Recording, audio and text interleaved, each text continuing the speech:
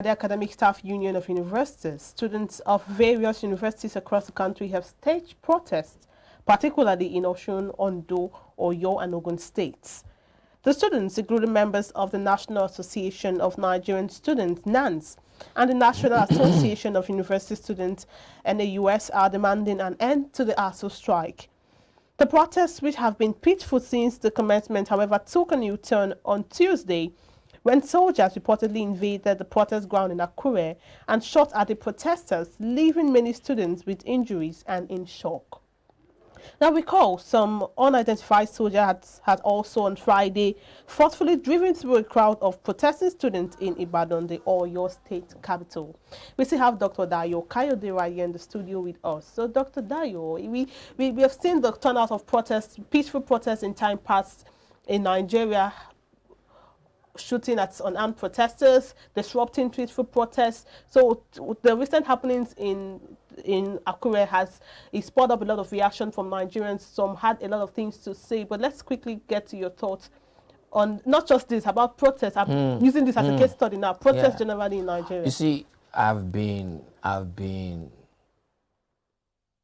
member of ALUTA in the past.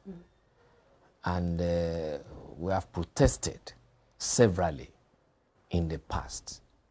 Even some of these leaders now in the police were part of us then, you know, when we were students. But our experience then differs from what is happening now. Because in those days, they will bring in police. Police will stay afar. We will also stay on our own, and we will be chanting at each other. The best that will happen, probably tear gas. Okay, and we were always ready for it. Only very few occasions whereby they are determined that we have some killings here and there. But these days, it appalls me that governments can be deploying soldiers. Soldiers are trained to go to war. And when you are going to war, when they say war, war is all about killings. Unlike police, police are trained to quench riots, unrest within neighborhoods.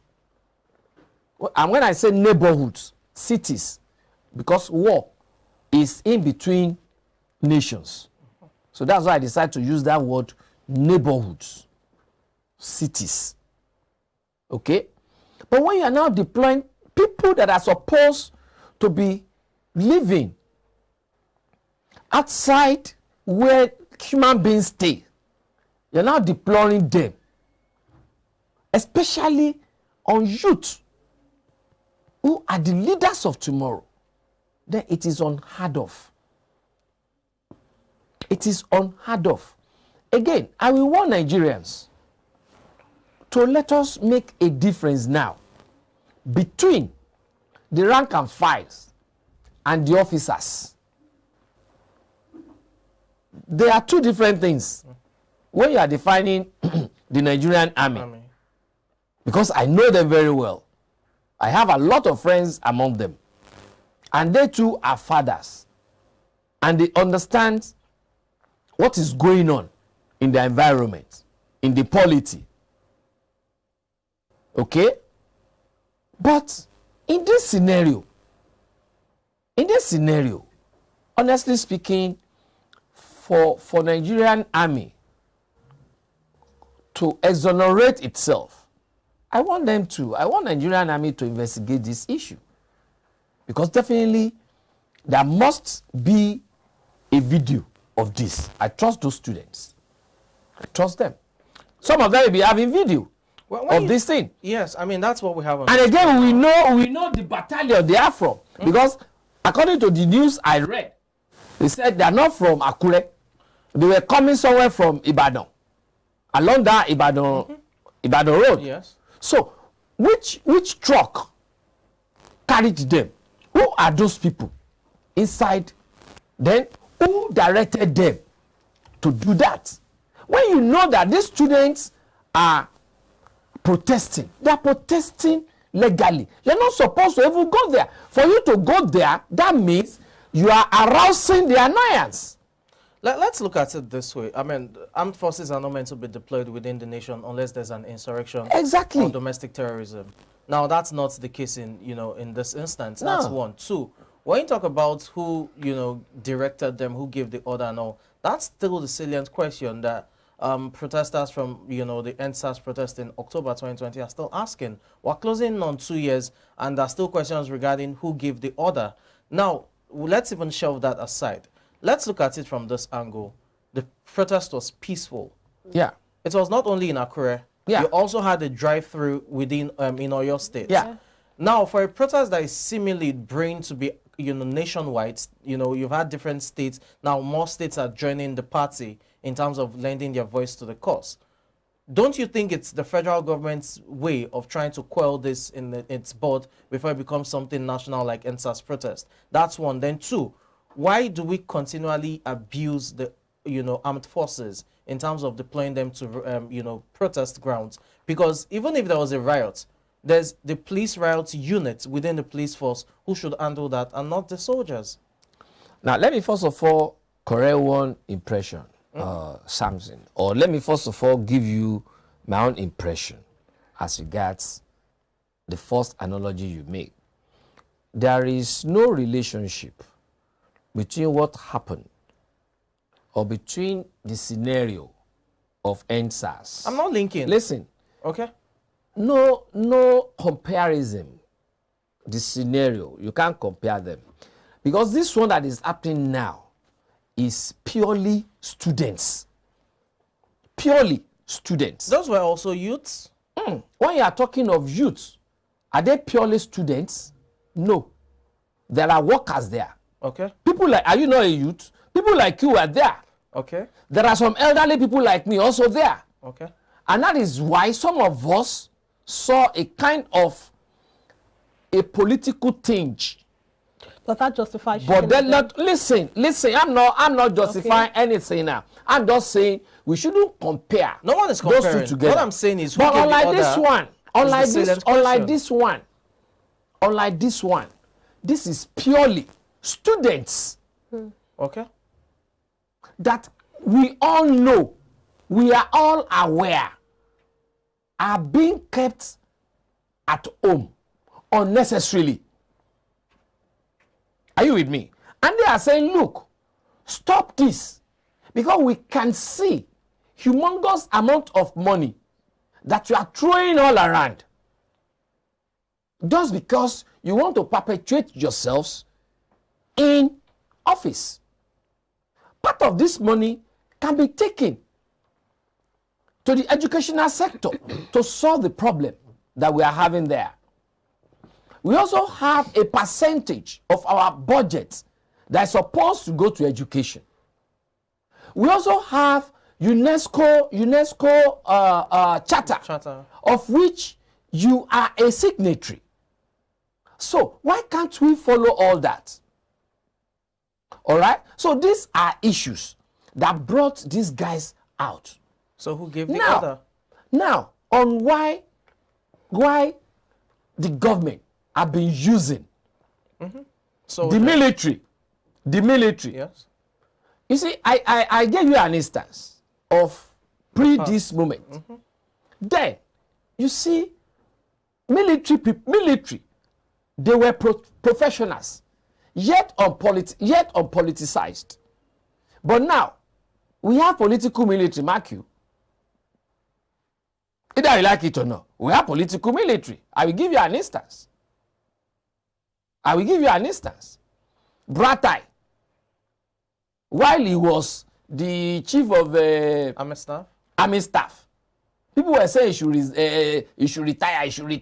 He was not retired. The very day he was retired, he was moved as an ambassador. So what do we call that? The same thing with Chief of Defense Staff. Chief of Defense Staff, General Shaki. Do you understand? So you see, military today have been politicized. Go there, you will see so many of them in Abuja there, carrying their portfolios to one ministry or the other. But when you talk about being politicized, let me butt in here again. So what's the essence of the police riot units, within the police force, if they can't quell protests that are seemingly getting out of hand? You know that when somebody is not able to fulfill what he or she is supposed to do, you want to go through the other means. For instance, look at an office whereby you see some people, they don't know what to do at any point in time that can give them promotion. The only thing they know is gossip here, gossip there, do this, do that will give them promotion. Do you understand? We have different type of styles. Now, this government has lost grip, either anybody likes it or not. Of the military? Of everything. So the only thing they know they can do is to suppress. And that's why they are now using the military to suppress the students, which is highly condemnable. Okay, Dr. Dayo, now the thing is, it's one thing to always talk about the problems, which it's normal because these problems are enormous, they are disheartening, so we have to talk about them. Providing solution is another thing. Let me tell you something about solution. Okay. Let me give you one solution here. Before I continue. Look at it now. Politics is there. Go and ask ASUU. How many of them are getting involved in grassroots politics towards asking where these leaders evolve from, towards asking them, okay, yes, ASUU will vote for you, but what will you do for ASUU in terms of 1, 2, 3, 4, 5? Do you understand?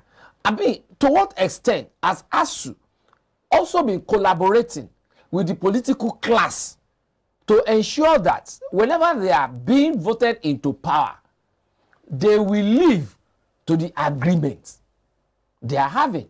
You know, the other time I was talking about people's need analysis. To what extent has ASUU been getting involved in? Most of all these politicians pass through the school. But haven't we had, political rhetorics from these gentlemen's agreements? We're not talking about rhetorics now. We're talking about participation. And unfortunately, it is also them that the political class always use in falsifying election. You see them as returning officers, you see them as this, you see them as that. And that one has even placed them in a better state to be able to negotiate for their people. At the end of the day, you will see the political class again. You go and bring one professor from the university, make such a person Minister of Education, and you now see that person now in the ministry oppressing again. Doctor, let's look at it from the oppressing place, again his former colleagues. From the place of so these are issues. From the place of these students, this is not the first issue we are having with aside students on armed protesters being shot at and harassed. It now seems as though we are living in tyranny. That's what most people would also say. That's what they would think, because we have a government that would not even address the people when things like this come up, and they shift blames. The last issue with the NSAS, I like to make reference to it. The military at some point said, I know you're always very emotional. This is not being emotional. This is being. I'm trying to be very realistic here. I should be. I'm a journalist. I should be realistic. So the NSAS, we had people. The military said they were not there. At the point they said they were there, but they did not shoot. So they were shifting blames here and there. If this continues, if this is that's allowed to slide, it would continue. And how long are we going to talk about shooting of an armed protesters, disrupting protests, and the issue is still systemic. What can be done in this system? It is still systemic.